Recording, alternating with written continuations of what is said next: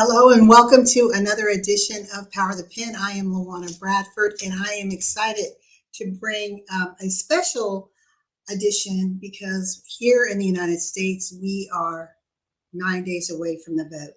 And this book here is entitled Represent the Unfinished Fight for the Vote. Represent the Unfinished Fight for the Vote by Michael Eric Dyson and Marc Favreau. And this book goes into a historical view of Americans' democracy or the ideal of democracy and brings us all the way forward to where we are today. And the thing that is most amazing for me when I read this book, I really enjoyed reading it, is that the same issues that we are fighting for today is what we were fighting for in the very beginning, right? That's having democracy, moving it from ideal to reality, exercising the right for the vote, and then equality. Three key principles that we today in 2024 are still fighting. Well, I will be back and we'll take a little deep dive into this book, Represent the Unfinished Fight for the Vote.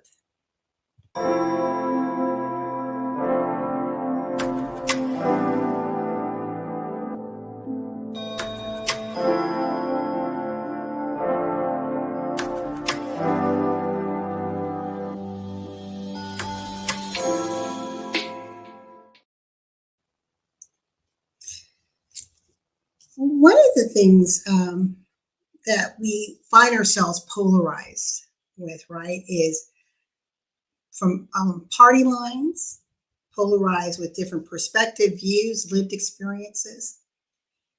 But if we pause for a moment and really understand where we are and assess it against where we came from, we really have the opportunity to do the right thing at this point in time in history and not allow history to repeat itself.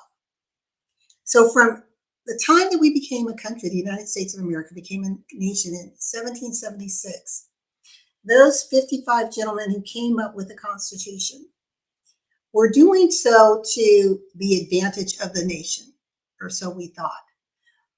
But the interesting thing is with those original gentlemen, half of them owned humans. They owned human beings. So when they're talking about freedoms and liberty and equality for all, they were very specific with who the all was. So I want to go over a couple things in here. As I mentioned in the beginning, when we're talking about democracy, we know it's an ideal. And it's founded in the principles of having the vote, individuals being able to exercise their wish for the type of life and community that they want to have, the ability to build the life that they want to have, to protect their families and the community, and then equality. And today, when we hear terms about diversity, equity, inclusion, and belonging, that is all seated in a long-standing fight of people saying we need to be seen, we need to be heard, we truly need to have a seat at the table. We need to truly have a nation and a country that is for all. When we look at some of the challenges that are facing our nation, they're quite numerous.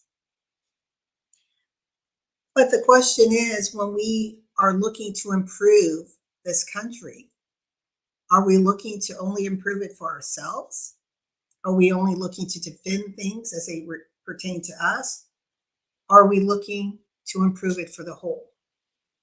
You know, with the notion that no one is free unless we're all free. I want to tell you just a little bit about in the beginning. So in the beginning, Michael Eric Dyson and Marc Favreau share a little insight, just a little quick snapshot of what this young nation was facing. In 1776, only a handful of women could vote. So believe it or not, we tend to think that women's voting began with suffrage in the early 1900s. Now let's go all the way back to 1776. Only a handful of women could vote, but only in one state. Of the 13 states, only in the state of New Jersey. And the they meant meaning they have the right to vote, were men and women, white men and women at the time. No other state in the nation had singled out women as having the right to vote.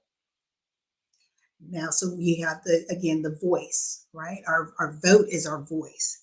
And I want to pause right there because I want to speak to some of you who are thinking, well, I don't think my vote matters. Why should I even bother? Nothing's going to change.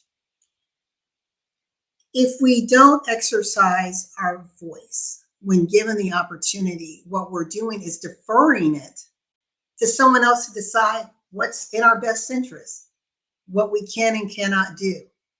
So your voice does matter.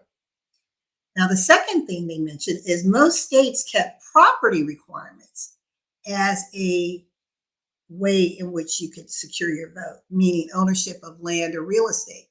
So think about that. Go back to 1776. We still have slavery, right? Who was the ones that were owning property at that time? White men. But listen to this.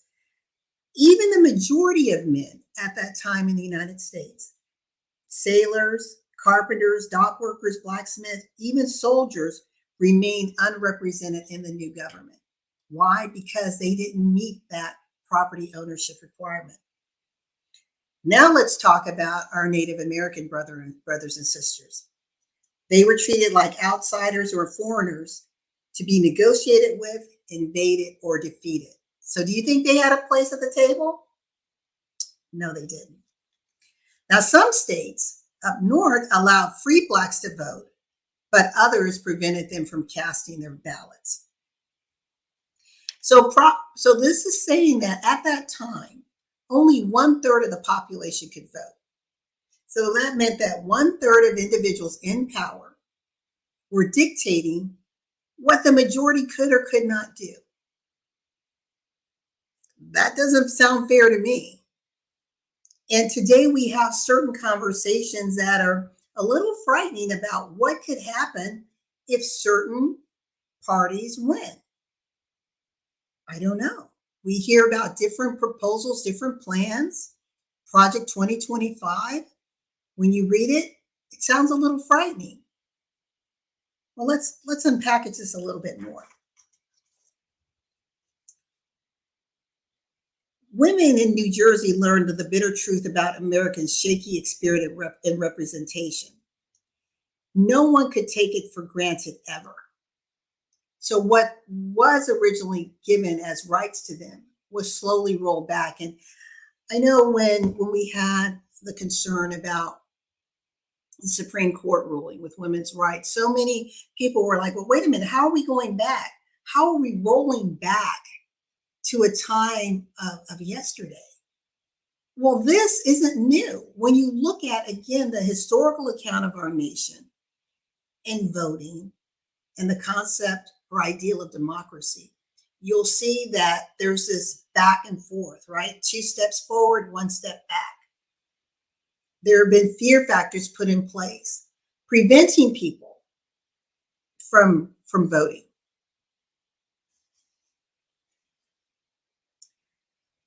This says here, the experience of the Revolutionary era of hopes and disappointments taught the majority of Americans that nothing came for free and that no one would simply hand them a seat at democracy's table. Again, for those of you thinking that your vote doesn't matter, I want you to think about those people who came before you, who fought for their rights, who fought for freedoms that you are currently benefiting from. So to say that your voice doesn't matter, your vote doesn't matter is basically a slap in the face. I think to those who, and this is LaWanna's opinion, to those who fought so hard to create a United States for all Americans. Now, we're not there yet. It's an ideal, it's a concept, and it's under construct. And there is still hope, and there's still people believing that we can, in fact, achieve it. But it really requires collective participation. We'll be back in just a moment.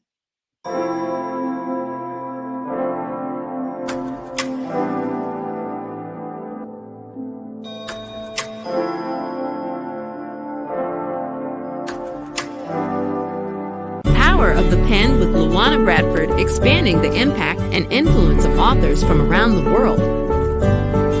If you want to change the world, pick up your pen and write, said Dr. Martin Luther King Jr. Books are uniquely portable magic.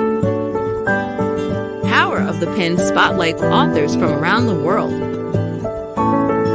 Listen as authors share messages that educate, motivate, inspire, and entertain. Join us each Sunday at 2 p.m. Eastern on e360tv.com. Now, we mentioned about those who are fighting for freedoms and liberties in this country, and the greatest fight post the Revolutionary War was the Civil War, and that was the fight against slavery. And over 180,000 African Americans fought in this battle. And they came out thinking that they were going to have the same freedoms, the same rights, but they didn't. So when we think about freedom, freedom isn't always free. I want to read you this one section here. It said this is a very rich read, just taking you through a historical account. They talk about being able to vote depended on where you lived, which was grossly unequal, right? If you lived up north, you may have certain privileges. If you lived in certain states, you may have certain rights and privileges. It just depended on, on where you were.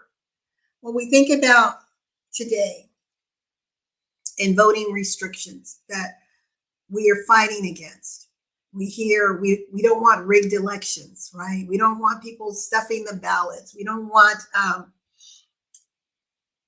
we want a fair election, right? With a peaceful transfer of power, whoever may win. But because there is such a fear factor, just as in the past, fear can drive erratic behaviors that can end up impacting the whole. The 15th Amendment states, the right of citizens of the United States to vote shall not be denied or abridged by the United States by any state on the account of race, color, or previous conditions of servitude. I want to read that again. The right of citizens of the United States to vote shall not be denied or abridged by the United States or by any state on account of race, color, or previous condition of servitude. So it's basically saying it doesn't matter who you are as far as your skin color. It doesn't matter what your race is, because we know other ethnic groups were denied, whether it was your Asian, your Irish immigrants who came to this nation. It doesn't matter if you were an indentured servant or a slave. You will not be legally denied the right to vote. So some of you may say, okay, there it is in writing, LaWanna. What is everyone up in arms about? Well, again, when we understand history and we understand what was happening post-Reconstruction, we have Jim Crow.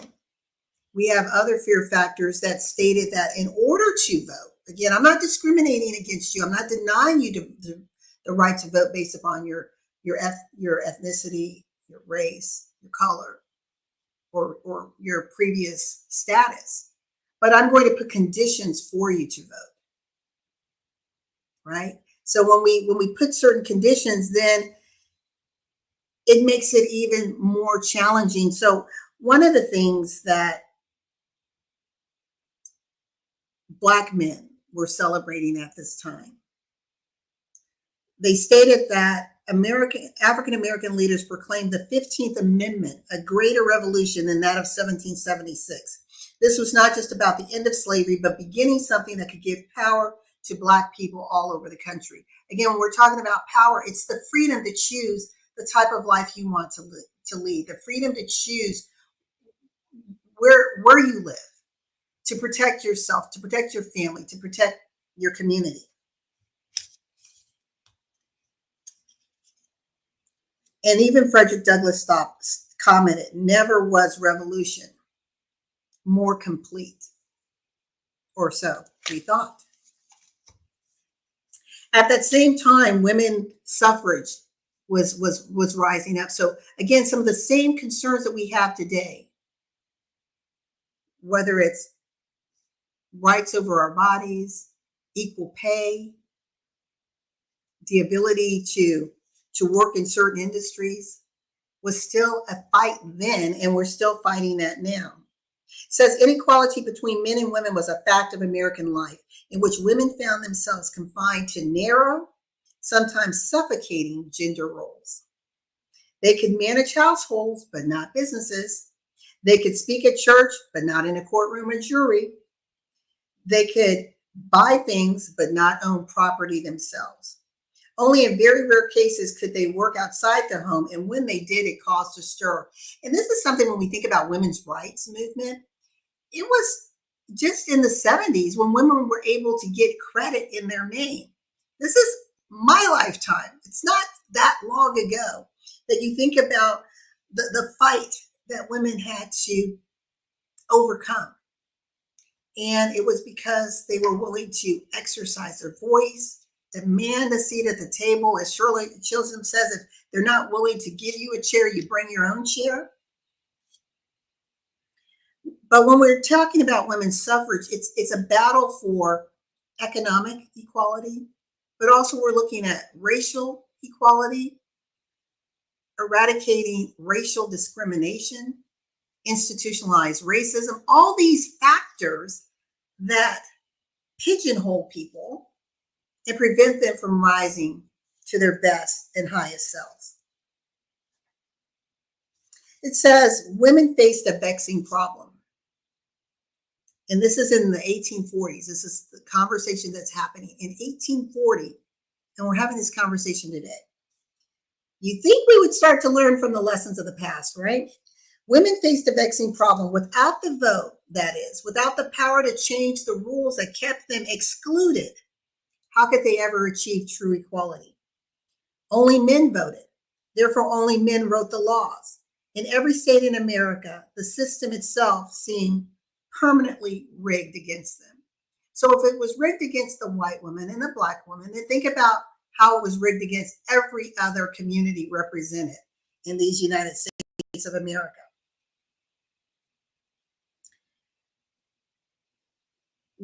A declaration calling for women's equality in all aspects of life, that is everything that men took for granted, about working, owning property, appearing freely in public, and getting a formal education, was something that women were fighting for. The original Declaration of Independence stated, "We hold these truths to be self-evident that all men and women are created equal, that they are endowed by the Creator with certain inalienable rights, that among these are life, liberty, and the pursuit of happiness, that to secure these rights, governments are instituted, deriving their just powers from the consent of the governed." Again, this is the hope, this is the promise, but this isn't the lived experience for everyone.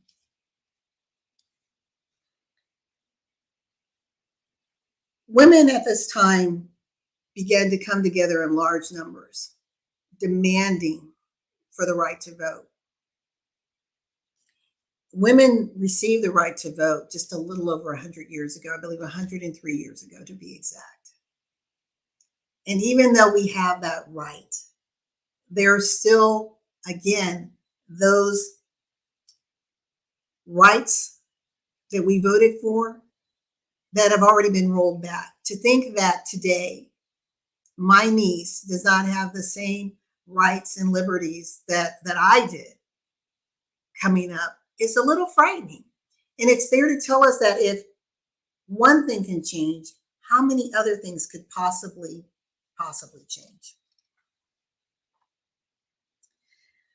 When we talk about restrictions and preventing people from voting, one of the things that Congressman John Lewis fought for was the Voting Rights Act.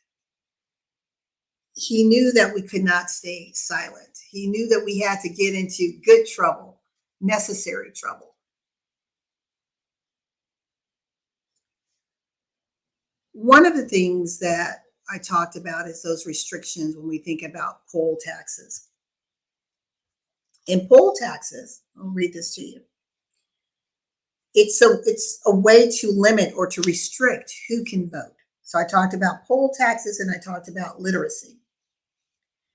So poll taxes basically says that you can vote, but you're going to have to pay to vote. So here's an example. In 1904, every voter in Virginia had to pay $1.50 for each of the 3 years prior to the next election. So here are all of these little nuances. So yes, you can vote, but it's going to cost you $1.50 for each of the 3 years prior to the next election. So if you found out that the election is next year and you didn't pay $1.50 for the prior 3 years, you're not going to be able to vote. So that's a total of $4.50. And you may think, that's nothing, LaWanna, that's small. Well, you're looking at it in today's dollars. Again, this is 1904. So that amount is equivalent to $150 per year to vote. So again, if you have the money, then according to the Virginia law, they were not going to exclude you from the right to vote. And most Blacks at that time worked on land owned by white people. They were getting little to nothing for their efforts. And then you had your poor white individuals also. So it's like, what do we do? Because these individuals don't really have the ability or means to vote, yet we're saying that we're in a democracy. Well, the other thing that was put in place was literacy and other tests. Now think about it. This is in 1904. What do you think the literacy rate was in this country? And this is saying that in order to vote, to register to vote, you had to pass these literacy tests. So they would show up at the courthouse and take a written test administered by a white registrar or court official. And the official decided who passed and who didn't. So again, you hear this, or some inherent biases built into this. So even if you had gotten the answer right, if I, as the administrator or court official, decided that it was not correct, then guess what? It wasn't correct. I'm going to give you an example of one of the questions asked, and this is from Alabama. Does enumeration affect the income tax levied on citizens in various states? Yeah, that was a yes or no answer. Now, that, you have a 50-50 chance of getting that right, if you even understand what it means. And this is another one from Georgia. Now, I'm in Georgia. We're one of the swing states. Now, listen to this one. How does the Constitution of Georgia provide that a county site may be changed? Again, how does the Constitution of Georgia provide that a county site be changed? So this is the answer. That if you were registering to vote, you had to provide this type of answer. Again, 1904, thinking about the literacy level. The answer is by a 2/3 vote of the qualified voters of the county, voting at an election held for that purpose, and by a majority of the vote of the General Assembly. Article 11, Section 1, Paragraph 9 of the Georgia State Constitution, Code Section 2-7809. That is the answer. So if you happen to get the gist of it correct, but you didn't write the reference, the article, you may or may not have the opportunity to vote. So you may say, LaWanna, that affected probably most people in the United States, right? When you're looking at the education and literacy level at that time, or even the income level at that time, the affordability of being able to pay for the poll tax. At the time when most Southerners lacked formal education and many were completely illiterate, the test formed a river that could not be crossed. So it was a very effective way to stop Black people from voting. But the issue was, oh my gosh, in doing so, we're hurting ourselves. So what do? Aha! The decision makers of the day said, we will establish a grandfather clause. Let me read this to you.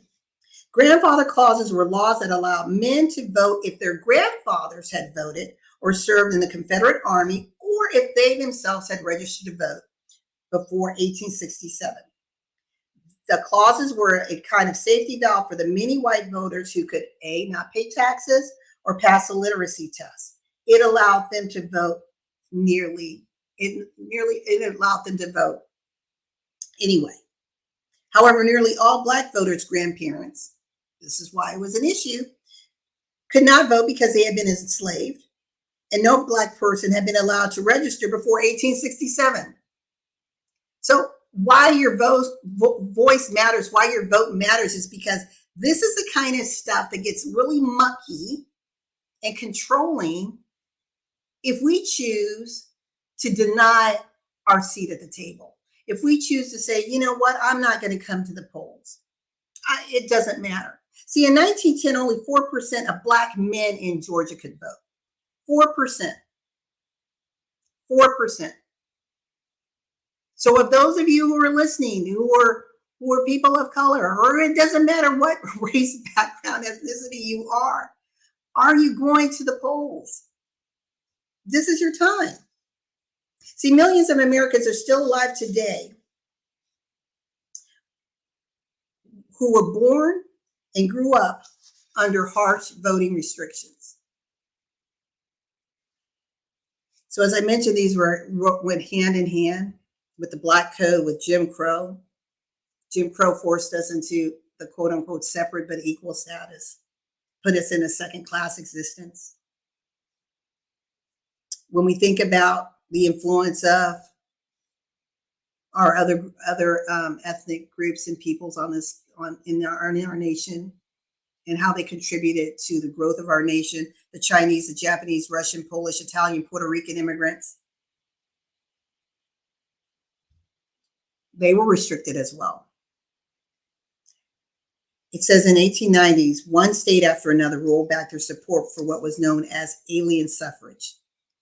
Arkansas was the last state to allow non-citizens voting until 1926.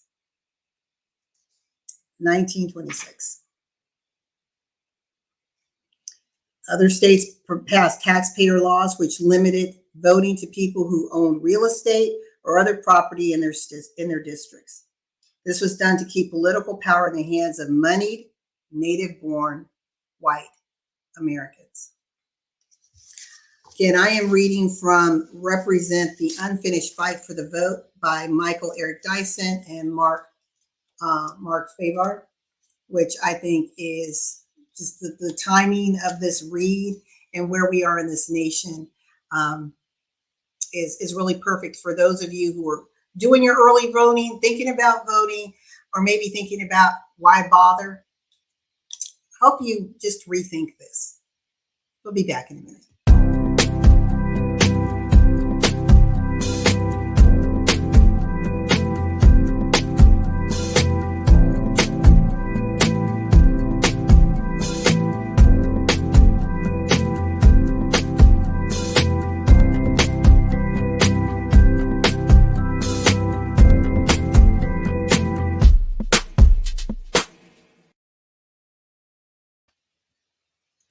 I'm LaWanna Bradford, and we are here discussing Power of the Pen, Represent the Unfinished Fight for the Vote by Michael Dyson and Marc Favreau. Favreau. Apologize for that mispronunciation.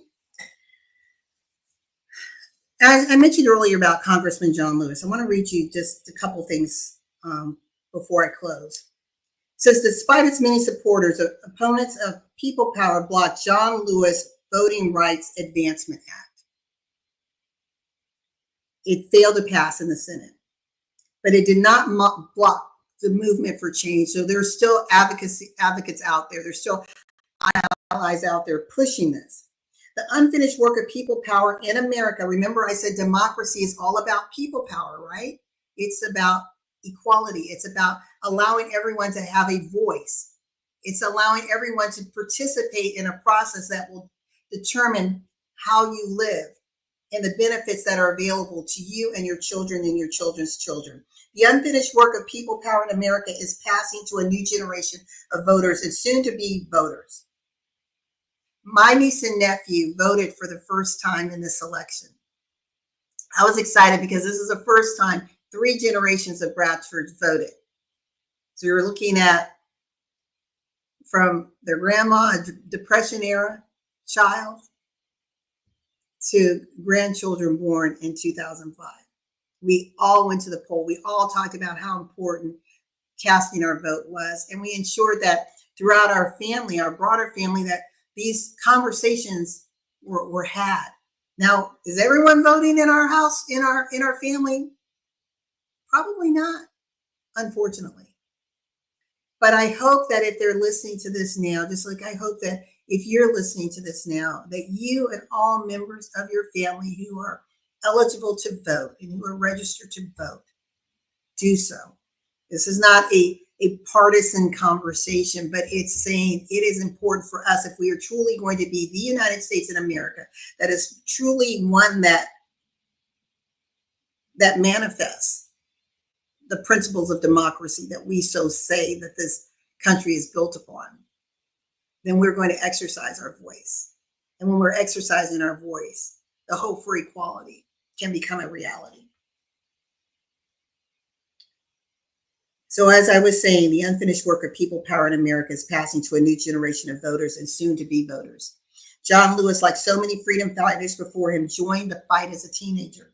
It will be people like him, like you, with hopes and wishes of their own, who finally ensure that our country makes good on the promises of democracy. Today, the threats to our democracy are as dire as ever, but the lesson of the story we have told and represent is that change is possible, one brave person at a time.